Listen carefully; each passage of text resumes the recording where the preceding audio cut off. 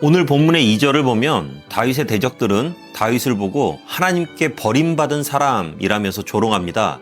사실 다윗이 압살롬을 피해 도망칠 당시만 해도 하나님께 버림받고 심판받아 완전히 망한 사람처럼 보였습니다. 속수무책으로 당하면서 쫓겨다니는 다윗의 모습을 보고 다시 왕권을 회복할 것으로 생각한 사람은 아무도 없었을 것입니다. 하지만 정작 다윗 본인은 그렇게 생각하지 않았습니다. 비록 지금은 절체절명의 위기에 처한 건 사실이지만 여전히 하나님이 자신을 보호하고 계심을 믿고 있었던 것입니다. 그래서 3절을 보면 하나님은 나의 방패, 5절을 보면 내가 누워 자고 깨었으니 여호와께서 나를 붙드심이로다 라고 고백합니다. 한마디로 이렇게 급박한 상황 속에서도 하나님께서 함께해 주셔서 내가 편안하게 잘 잤다는 거예요. 이게 언제 반란군에게 붙잡힐지 모르는 왕이 할 만한 얘기는 아닙니다.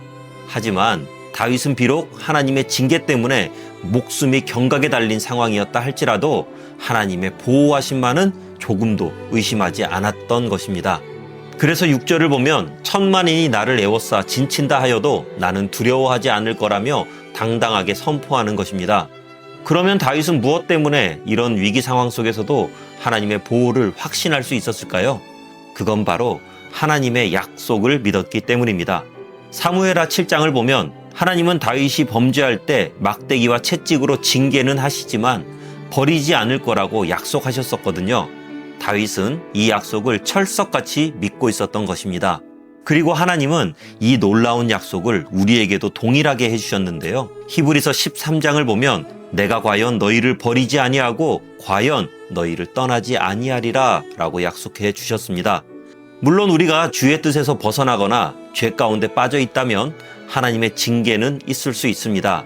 하지만 그렇다고 해서 우리를 버리시지는 않으시거든요.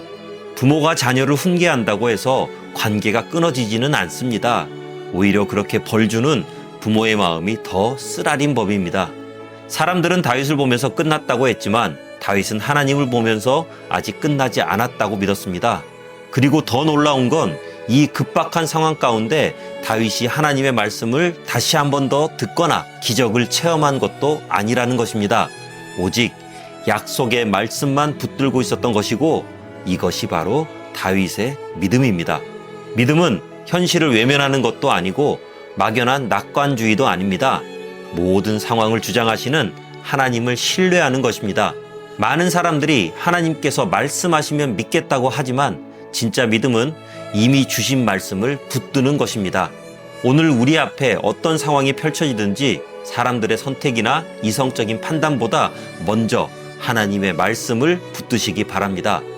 그 믿음 위에 하나님께서 다윗에게 베푸셨던 은혜를 오늘 우리의 삶에도 넘치도록 부어주실 것입니다.